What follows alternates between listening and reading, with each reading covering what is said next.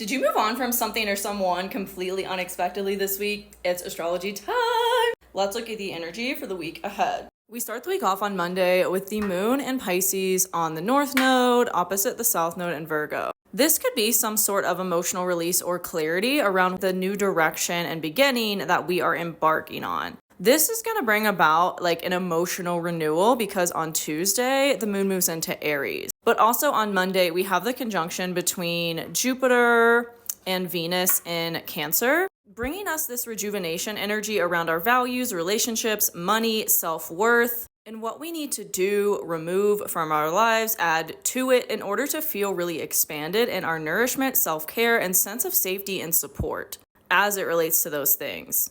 Also on Monday, Mercury goes direct, finally, in Leo. This Mercury retrograde has been ratchet because of everything else that's been going on in the sky. Mars in Libra is now opposite Saturn and Neptune in Aries. And on Tuesday, the moon will join that, adding emotional tension and friction to our ability to act on what we are receiving clarity around, especially as it relates to relationships, money, etc.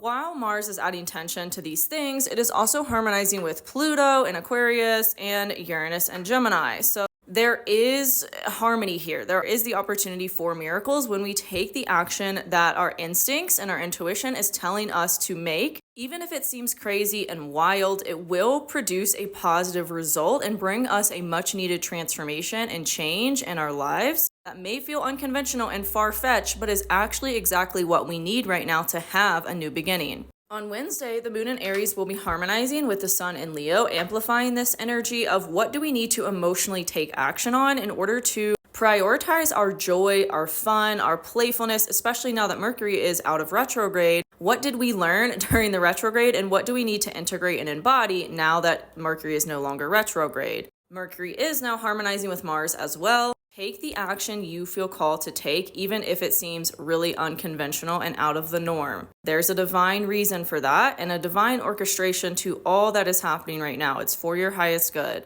On Thursday, the moon is going to move over Chiron. This could bring about some emotional healing around our sense of self, identity, or sense of independence. And then when the moon moves into Taurus later on Thursday, it's going to challenge Mercury and Pluto. Again, prompting for some emotional release and transformation that ultimately is going to be healing for us and provided with a much needed rebirth energy.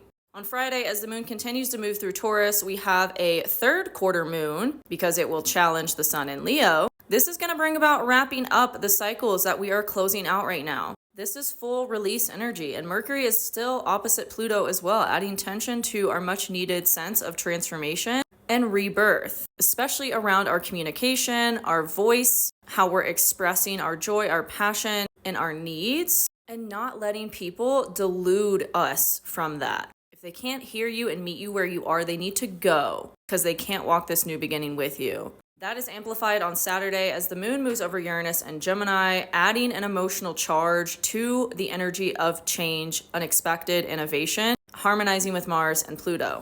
Again, it's like we're wrapping everything up this week and really moving forward in a new, unexpected, surprising, maybe chaotic way. That is the overall energy of the week ahead. If you want a more specific horoscope based on your rising sign, come find me on YouTube. If you already know how this is showing up for you based on your chart, let's chat about it in the comments, and I'll see you next week.